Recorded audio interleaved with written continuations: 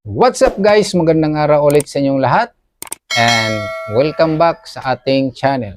For today's video, mayroon tayong panibagong vlog. So kung nakikita nyo guys, ito yung topic natin mamaya. So bago natin uumpisahan, magpapasalamat muna ako sa ating mga bagong subscriber, no? Umabot na tayo ng 1,270 plus mahigit. So thank you very much sa inyong lahat. Thank you sa inyong support. Sana guys, tuloy-tuloy lang, no? Dahil kung wala kayo, wala rin tayo dito sa ating channel. Dahil kayo talaga ang tunay na nagpapalakas sa atin. So ayan na nga guys, no? Ito yung bago nating tutorial.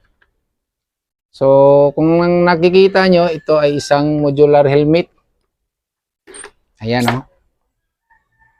So ang nangyari kasi guys, medyo mayroon na siyang scratch dito sa kanyang original na visor, no? Bali transparent yung original visor nito. Ayan, kung makikita nyo, mayroon na siyang scratch dito banda. So ang gagawin ko guys is papalitan ko ng colored. Ito. Bali ang code ng ating helmet is 937 HNG ito guys, no? Ipapalit natin na visor is iba ang code kasi hindi ito pang HNG. Sinusubukan ko lang kung magkasya ba siya. Sinusukat ko naman guys, parang okay naman siya, oh, parang kasya naman. Iwan ko lang kaya kung magkapareho ba yung butas nito, no? Sa original at saka dito. Ang gagawin natin guys is try and error na lang. Mura lang ito guys, no? Nasa 147 lang. Pero maganda naman siya. Mukhang matibay naman. So ito yung magiging tutorial natin. Paano papalitan ng visor itong modular helmet na HNJ. Ayan guys. Ito kasi yung pinaka-set up ko sa pagbablog, no? Motovlog natin. Ito yung action cam natin. Mayroon na itong tutorial sa ibang video ko. Okay guys, umpisahan na natin. Tanggalin natin to. Let's go! Alright guys, ito na siya. So, ang kailangan natin na tools is walang iba kundi itong dalawa lang. Flat screw na manipis ang dulo, no? At saka itong Phillips screw. So, ang gagawin natin dito guys is humanda ka ng pangsapin. Kasi ito yung tatanggalin natin guys, no? Pinaka-cover ng screw. So, maganda ka ng sapin para hindi masugatan or hindi ma-scratch yung helmet natin. Kasi, igaganon lang natin guys, oh. Tingnan nyo, oh. Ipasok nyo lang sa may pinakabutas. Tapos, ano nyo lang ng konti. Ayan.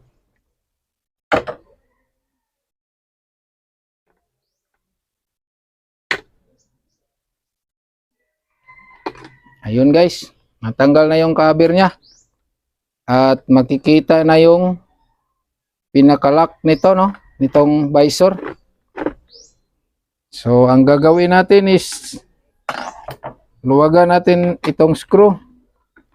Gamit itong Phillips screw natin o star screw. So, paano natin ginawa dito? Ganon din sa kabila. Dito guys, ganon din. Sana nakikita nyo, no? Ganyan lang, oh. Tapos, pasok sa butas. Ayan, ipapakita ko muna yung butas, no? Ayan, ayan. Ito. Ito yung pinaka butas niya. Or pinaka mayroon kasi itong allowance guys ba. Tapos ipasok nyo lang dyan. Aray. Kailangan talaga ng sapin ito guys.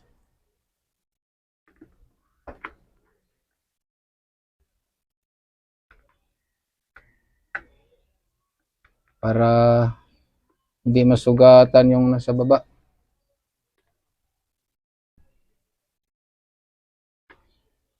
Akoy. Yun.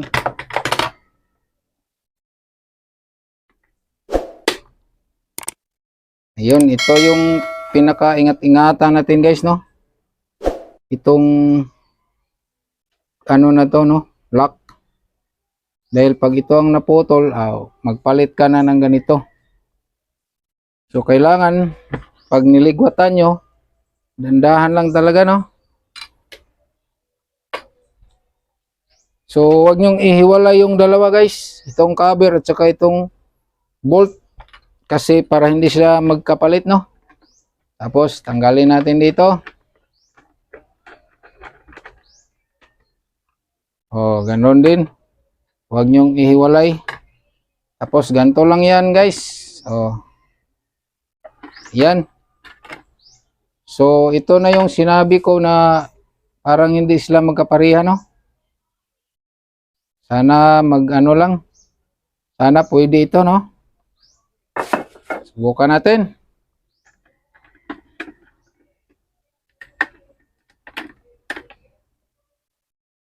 Yun, hindi talaga pwede. Kasi maliit yung butas eh.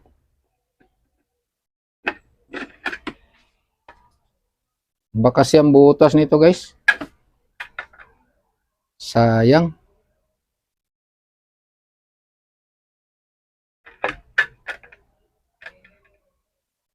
So hanapan natin ang paraan to guys, no? Kasi konti lang naman ang diferensya niya, no? Yan, no?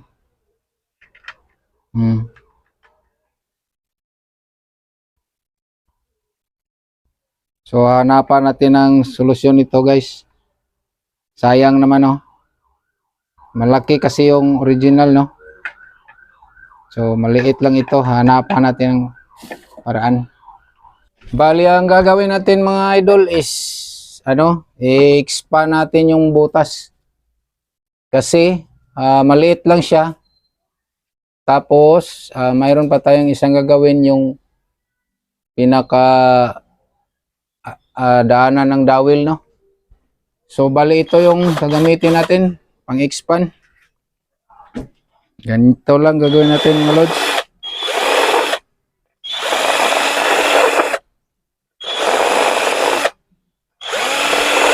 Hindi talaga kasya. Mahirap pala ang maghanap ng visor nito guys. Itong original talaga. So ayan na nga guys, natapos ko rin at masyado nang manipis yung bilog, no? Yung nasa gitna. Kasi kinuha ko talaga yung circumference ng helmet natin, yung bilog din na dadaanan ng pinaka slider niya. So ayun, nagawa ko rin, pero advice ko lang sa inyo mga idol, wag nyo nang gayahin ito, no? Kung papalitan nyo ng visor yung helmet nyo, yun talagang eksaktong code niya. Dahil itong sa akin, ini-experiment ko lang ito, pero sa tingin ko okay naman siya, pero wag nyo na talaga itong gayahin. Ayan, pinaplastada ko na. At susubukan ko na ito mamaya kung maglalak ba or mag-open ba siya ng mayos. Ayun, no, nag-open naman siya at saka hindi naman siya madaling bababa, no, pag inaalog. So mukhang maganda naman tingnan mga idol, kaso lang nahihirapan talaga ako kasi hindi talaga yung saktong butas para sa kanya, no. Dini-DIY ko lang yung butas, ini-expand ko, tapos mayroon pa siyang umuusli doon sa likod niya na sumasangit doon sa may dawil ng helmet. So hindi siya masyadong gumagalaw. So ngayon, magalaw na siya ng maayos kasi binawasan ko siya at napakaganda na niyang tingnan mga idol, no. So mayroon naman itong pang talaga replacement, kaso medyo mahal lang, mga 700 mga idol. Thank you very much mga idol, no. Okay guys, thank you very much, no, sa inyong walang sawang pagsuporta sa ating channel, no. So bali ito lang muna yung magagawa natin ngayong araw guys. Sana sa susunod mayroon tayong maibigay sa inyo na magandang video, no. Ayan, no, napakaangas pa rin tingnan guys. So yun na lang muna. Maraming salamat and thank you. God bless.